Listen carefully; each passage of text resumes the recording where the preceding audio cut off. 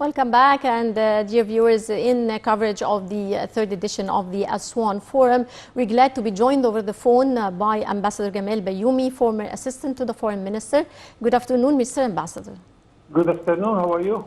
How are you, sir? Ambassador Bayoumi, the third edition of the Aswan Forum is being held in Aswan and is set to conclude on Wednesday. The forum is tackling various topics, including sustainable development, economic growth, and also the impact of coronavirus on the economy. How do you see the significance of this conference and its importance specifically in tackling the economic situation? Very important. It adds to our efforts towards Africa. They're discussing the various challenges and opportunities in Africa. We have mainly three challenges there. The economic effect of the coronavirus. Second, the economic effect of the war in Ukraine. The third, the environment. And Africa is not happy at all that it is the poorest continent in the world. Meanwhile, it is sending money, flow of money to the developed countries much more than it receives. Yes. It pays its debt, it pays its invoice of imports much more than it receives, Yes. as investment or as the result of exports.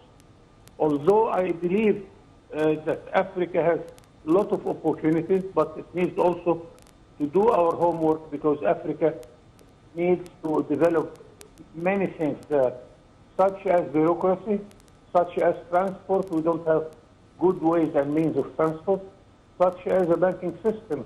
We don't have first-class bank in any country in Africa. Yes. That's why recently President El-Sisi decided that banks should open some branches in some African countries. Here, it is a challenge, but if you do your homework, then you have a lot of opportunities, but it takes time, it takes a lot of effort. And if you are the investor, why to go to Africa without ways and means of transport? Why to go there? Why you don't have good banking system? It is easier to go to Europe, it's easier to go to Japan, and so on. So that's why I appreciate very much the Egyptian initiative that was accepted by Japan, China, and the European Union, that we should start to use the Egyptian experience in Africa, especially that Egypt is the most accepted place in the continent.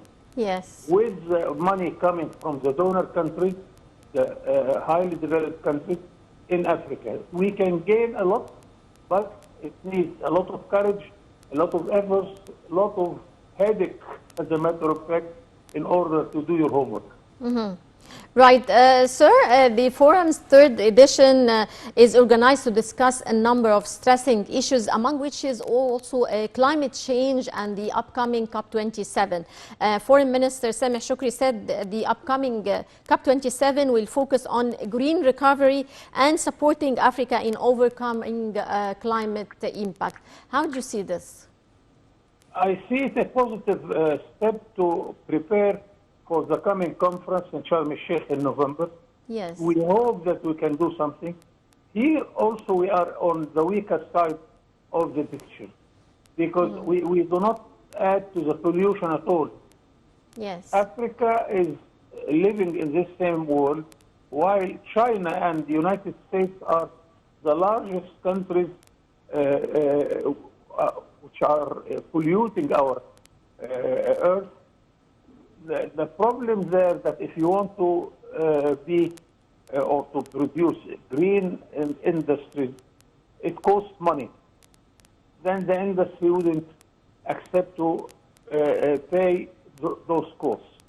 So, but if it comes from a political decision all over the world, I hope that we make some positive steps in order to make our climate much better. Yes. The president also highlighted the serious economic and social impacts of the coronavirus pandemic and the Russian-Ukrainian war on the current economy, world economy. What are your thoughts on this, sir? Of course, all of us, all the countries are suffering of the economic impact of the corona, of the environment, of the war in Ukraine. But we have to face it. Egypt was lucky because we started our economic reform since November 2016. Yes. So when those three problems came, we were already in a better situation concerning our economic development. That's why we expect that Egypt, one of very rare countries which will continue developing much more than the rate of birth. We have another problem that we give birth to a huge number of children. In the last 10, 15 years, we gave birth to 25 million children. This is as much as Greece twice. This is a big burden, and we have to accept the challenge and to make it better in order to make sure that our children will live better than we are, will enjoy better education, better health care, and better life in general. Same time, we have to establish jobs, and we are doing our best to make more and more jobs available for our young generation. Yes. President Sisi also mentioned the new challenges that have emerged after the aftermath of the coronavirus, of course, like the Russian-Ukrainian war and also food security. Now, how can Africa deal with food shortages, and what's the international community's reaction to this?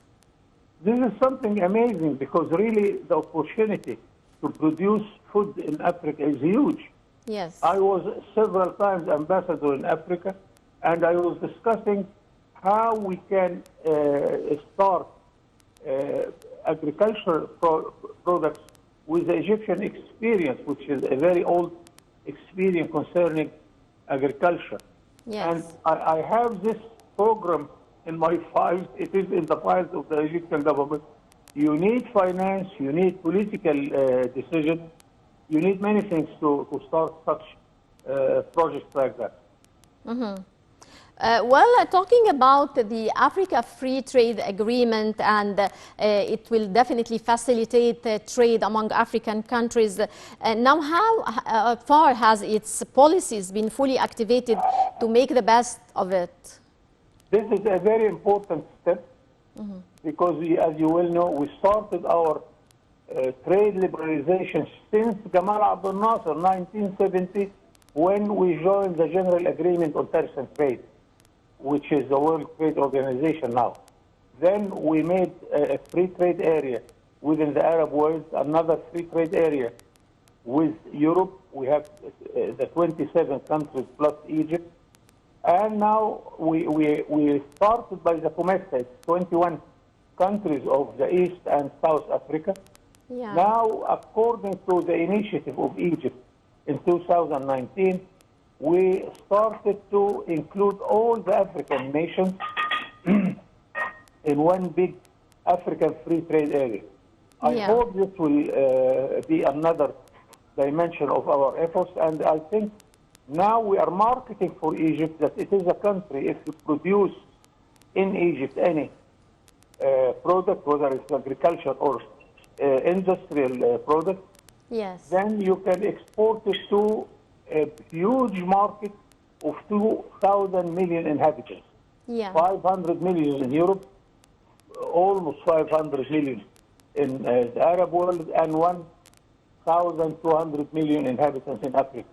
Yes. If you can make good use of this, I think we shall be graduated for the best chance in our continent.